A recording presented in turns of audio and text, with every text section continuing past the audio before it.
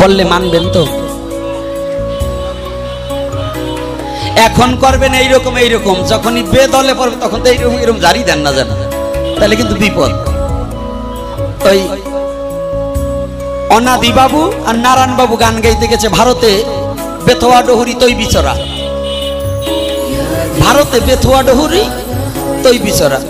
তো নারায়ণ সরকার আর অনাদি বাবুর গান, দুজনই তো বাংলাদেশের চারণ কবি, কম নন। বিজয় বাবুর পরে উনারই তো ছাত্র।